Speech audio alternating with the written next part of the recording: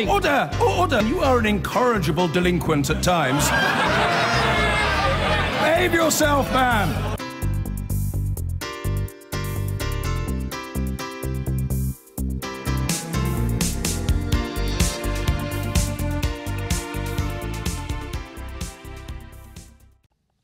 In announcing a public inquiry into the Grenfell Tower disaster, Theresa May said this. What we need to do is to ensure that this terrible tragedy is properly investigated. Properly investigated. We are not in a position to know or say with any certainty what caused this fire, why it spread so quickly, or why so many people are dead or unaccounted for. What we can say with certainty is there have been proper investigations after previous fires in which lives were lost.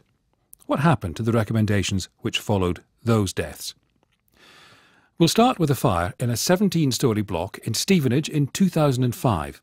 Two firefighters, Michael Miller and Jeff Warnham, died trying to rescue a resident trapped in a burning flat on the 14th floor.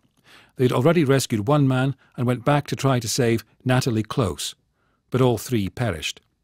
That fire in 2005 was properly investigated. The official report said the provision of sprinklers in high-rise buildings should be explored. In 2010, two more firefighters died, Jim Shears and Alan Bannon, this time in a 15-storey block in Southampton. They were posthumously awarded medals for their gallantry. The coroner properly investigated and said social housing providers should be encouraged to consider the retrofitting of sprinklers in all existing high-rise buildings in excess of 30 metres. What happened? 3 years later, Lynn Trott, whose brother Alan Bannon was one of those firefighters who died, appealed in the Southern Daily Echo for sprinklers to be installed in high-rise flats to protect firefighters and residents. She said it absolutely must be done. In fact, it took another 2 years in the local area. When it finally happened, the father of the other firefighter who died, Jim Shears, said, quote, "If the sprinklers had been in operation 5 years ago, they wouldn't have died. It's as simple as that. What we want is for that not to happen to any more firefighters and for no more families to go through this. But we don't just want this done in Hampshire, we want this done all around the country." That was 2 years ago. In 2009, fire broke out in a 14-storey block in Southwark in London, Lakanal House.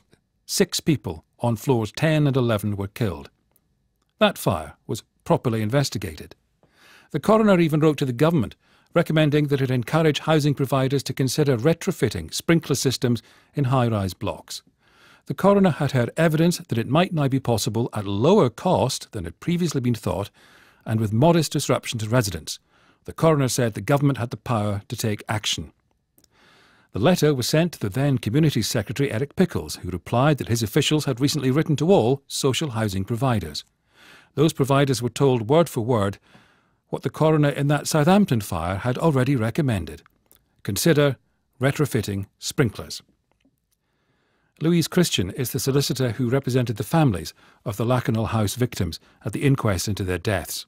It's a legal requirement for new tower blocks to have sprinkler systems, but not for old ones. And the coroner recommended that the sprinkler systems should be installed in old buildings. She sent her recommendations to Eric Pickles, who was the Minister for Communities at the time, but all that he did with it was write a letter to a local authority saying it would be a good idea.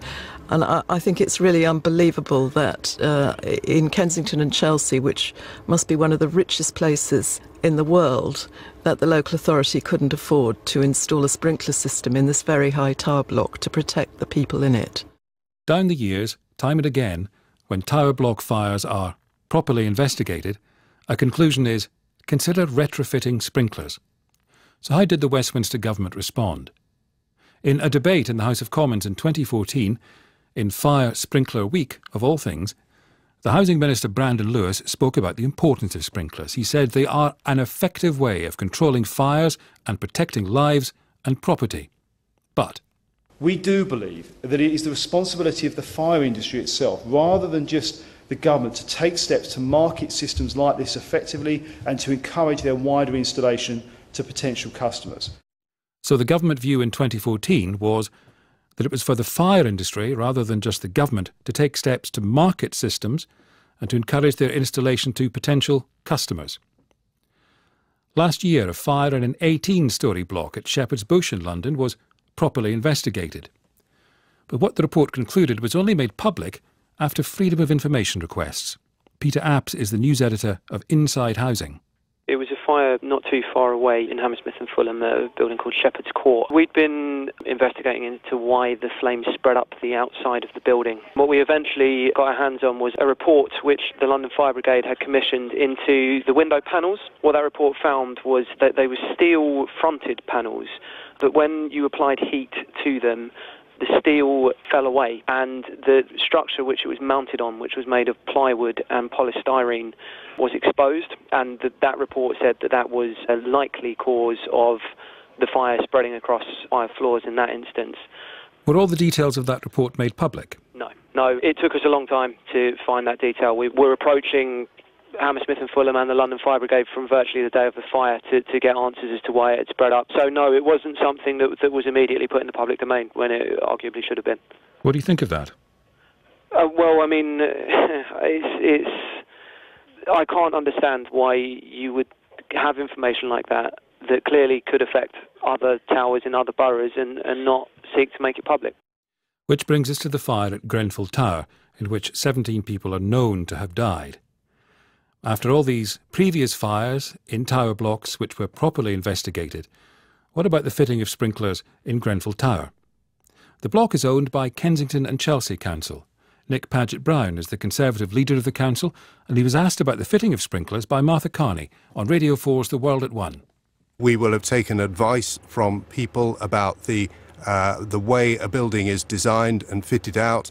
Some of the older towers don't have sprinkler systems inside them, so I'm going to have to take advice like everybody else, and then when the public inquiry is held, we will find out more about the design, any design faults, and any issues surrounding the actual design and layout of the building. I mean, the reason I'm pressing this is because obviously there are other tower blocks which you own and manage in the area, and people living there right now won't want to wait until the result of a public inquiry. They hear many fire chiefs saying that the way to be sure to make a high-rise building safe is to install sprinkler systems. Are you considering doing that for existing blocks? Well, we're working at the moment with the London Fire Brigade. They inspect all the high-rise buildings regularly. They make recommendations, and we will implement those recommendations as they are made.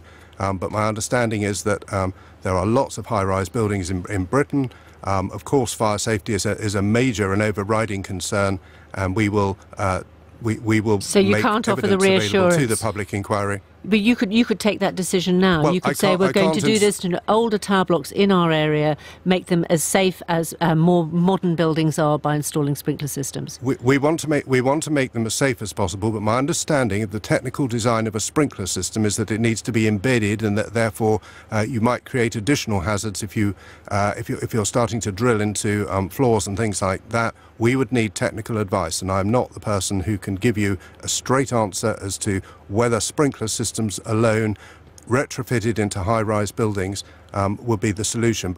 That's Nick Paget-Brown, who leads Kensington and Chelsea Council. In the light of all of that, we wanted to interview someone from the Westminster Government.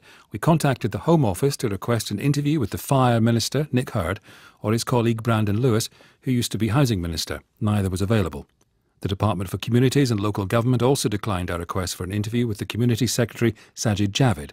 His predecessor, Sir Eric Pickles, was unavailable. Gavin Barwell, the Prime Minister's Chief of Staff and Housing Minister until he lost his seat at the general election, also declined to be interviewed. Do you plan to release the report anytime soon?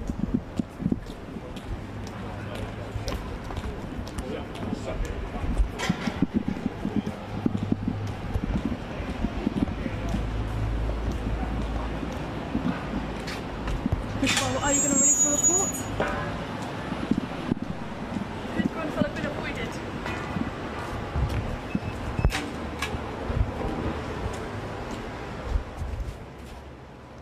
So many serious questions to be asked, but doesn't look like we're going to be getting any from Gavin Barwell this morning, the former Housing Minister, now Theresa May's Chief of Staff.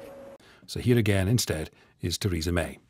What we need to do is to ensure that this terrible tragedy is properly investigated.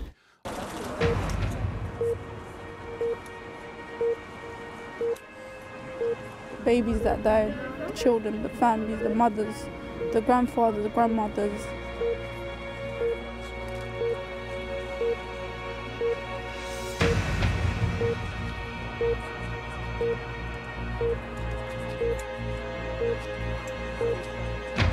Everybody wants answers because everybody's feeling upset and angry.